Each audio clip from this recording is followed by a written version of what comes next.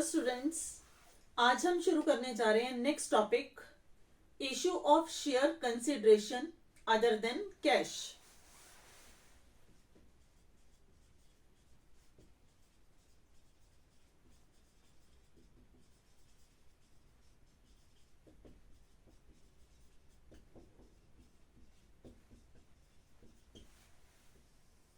इसमें first part है जिसमें incorporation expenses, preliminary expenses promoters को पे करे जाते हैं। तो उसके लिए हम कैसे करेंगे? व्हेन इनकॉर्पोरेशन कॉस्ट और preliminary expenses paid to promoters other than cash। तो हमारे यहां पे फर्स्ट एंट्री क्या आती है? प्रिलिमिनरी एक्सपेंसेस अकाउंट और incorporation cost account debit to promoters, क्योंकि ये अमाउंट हमें प्रमोटर्स को पे करना है। बीइंग प्रिलिमिनरी एक्सपेंसेस और incorporation cost due to promoters. अब ये अमाउंट हो गया ड्यू। इस अमाउंट को हमें पे कैसे करना है प्रमोटर को? जैसा कि हमारे टॉपिक का नाम है issue of share consideration other than cash. हम उनको कैश नहीं दे रहे, हम उनको क्या दे रहे हैं? कंपनी के शेयर्स। तो क्या एंट्री डालेंगे? Promoters account debit to, it may be equity share, it may be preference share, share capital account, being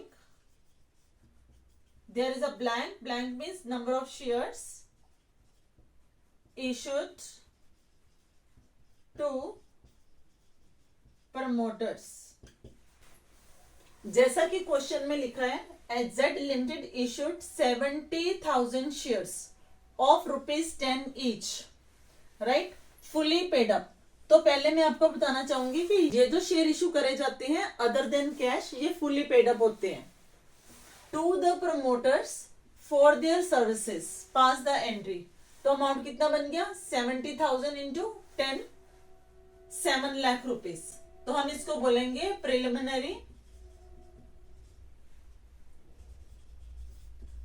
expenses account debit to promoters account 7 lakh rupees.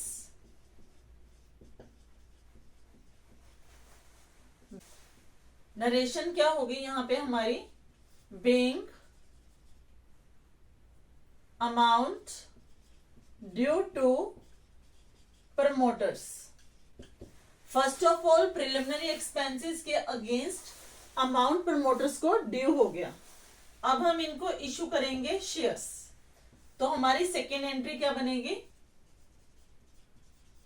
Promoters account debit to,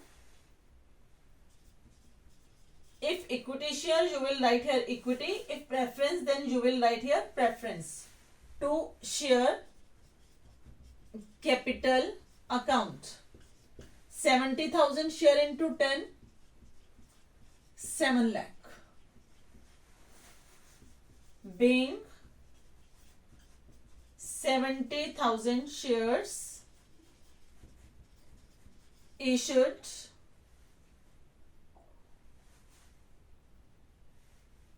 to promoters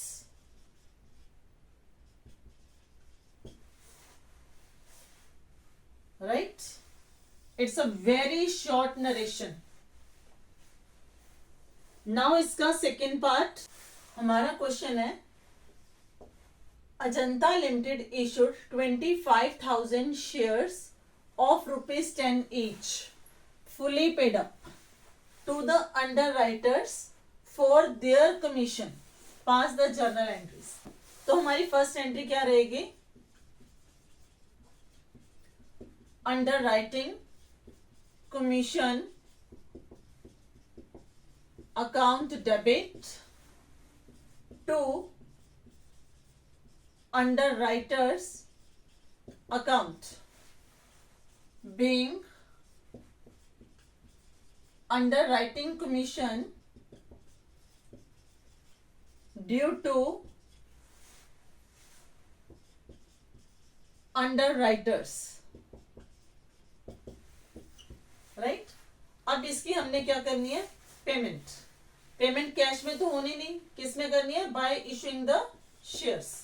तो क्या entry बनेगी?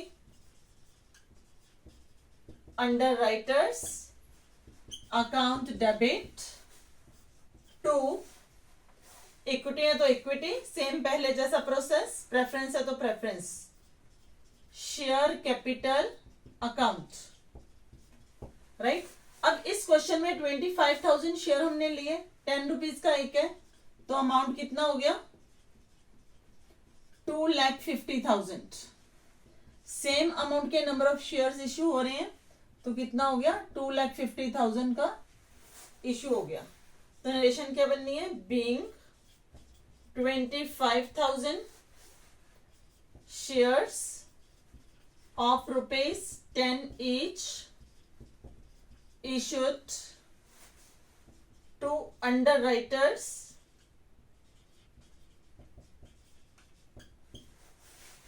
Clear? अब हमारा आ जाता है third part इसका।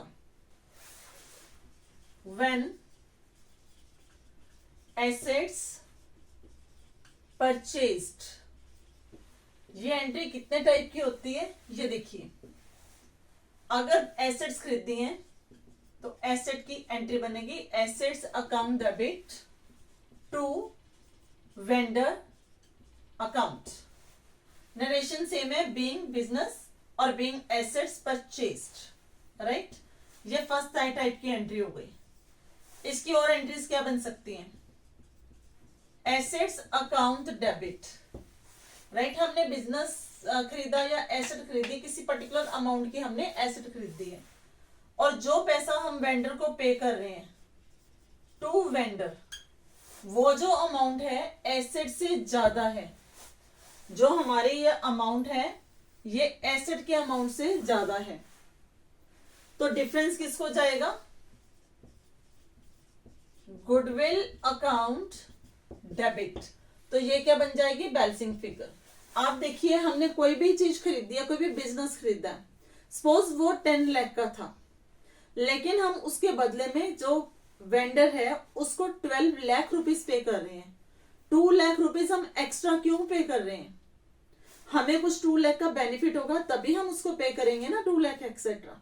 और वो बेनिफिट क्या है?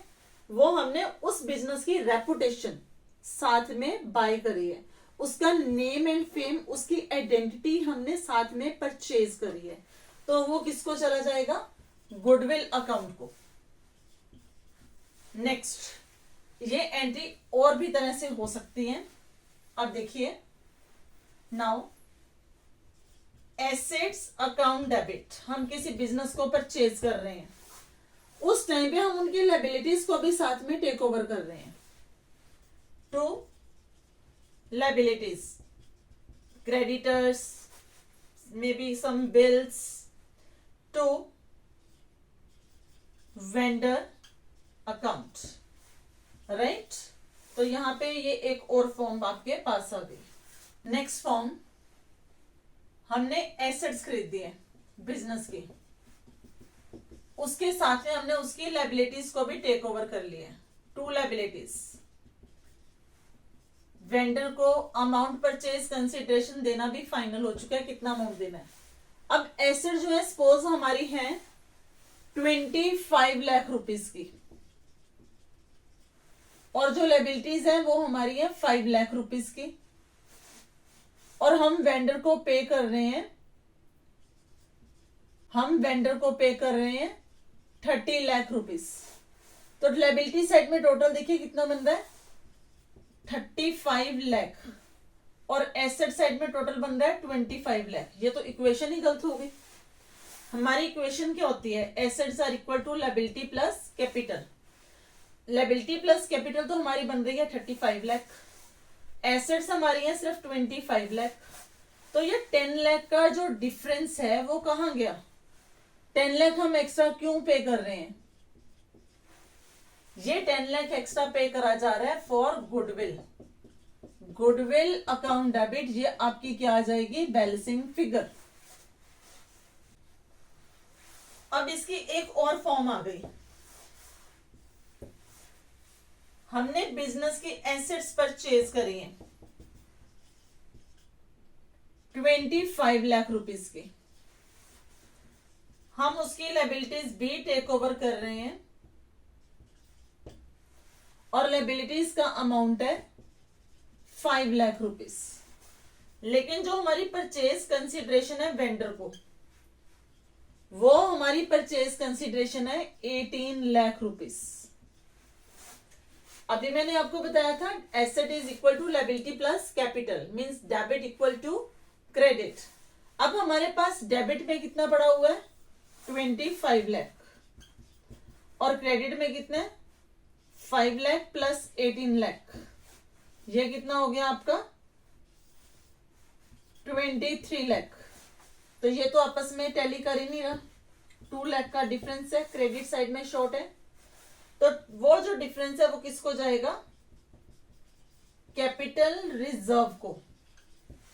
कैपिटल रिजर्व रुपीस 2 लाख, ये आपकी क्या आ गई, बैलेंसिंग फिगर। ये दोनों जो कंडीशंस हैं, this one and this one, these are most important condition as per the final point of view. तो ये दोनों कंडीशन आपको बड़ी डिटेल में और अच्छे से समझ आनी चाहिए। क्लियर। अब हमारे पास आ जाती है सेकेंड एंट्री। फर्स्ट एंट्री आपने सीखी जब बिजनेस को परचेज करा जाता है, एसेट्स को परचेज करा जाता है। सेकेंड एंट्री क्या होती है, when shares issued to vendors, when share issue to vendor against purchase consideration. First entry में परचेज कंसिडरेशन फाइनल हो चुकी है, अब उसके बदले में हम क्या कर रहे हैं, शेयर इशू कर रहे हैं। तो मैंने आपको पहले ही बताया था ये 2 टाइप के होते हैं, एट पार और एट प्रीमियम। तो चलिए पहले सीखते हैं एट पार का पॉइंट। हमारे पास यहाँ पे एंट्री क्या आएगी, vendor account debit. Amount due होगा वेंडर को कितना, जो हमारी पिछली एंट्री में अमाउंट था वो यहाँ पे कैरी फॉरवर्ड हो जाएगा, ठीक है, सेम अमाउंट। 2, अगर इक्विटी है तो इक्विटी, प्रेफरेंस है तो preference. Share capital account being number of shares. अब ये नंबर ऑफ शेयर्स कैसे निकलते हैं वो पहले सीखिए। Number of shares equal to amount due to vendor. ये कौन सा अमाउंट होता है, ये वाला अमाउंट जो पिछली एंट्री से आया है, amount due to vendor upon face value of share. एक शेयर की वैल्यू कितनी है, तो आपके पास क्या आ जाएगा, number of shares being dash number of shares issued at par against purchase consideration. तो ये आपका एट पार का केस कंप्लीट हो गया। सेकेंड केस, इसमें at premium.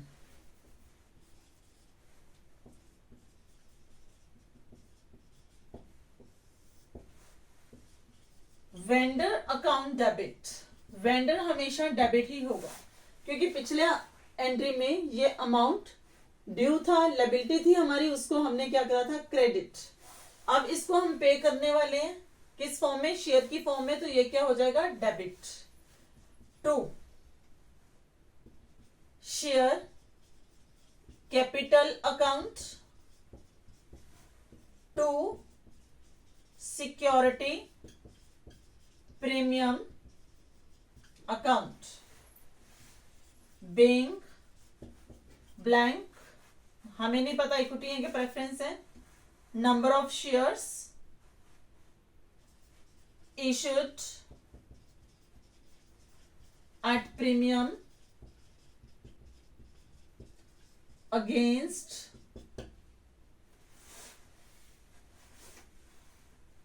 Purchase consideration.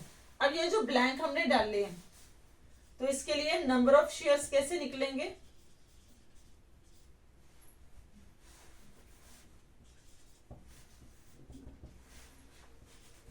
Amount due to vendor, ये यहां से अमाउंट उठाना है हमने, divided by face value of share plus पर शेयर प्रीमियम। तो इस फॉर्मूले को अप्लाई करके आपके नंबर ऑफ शेयर्स आ जाएंगे जो यहां पे आप अप्लाई करोगे, राइट।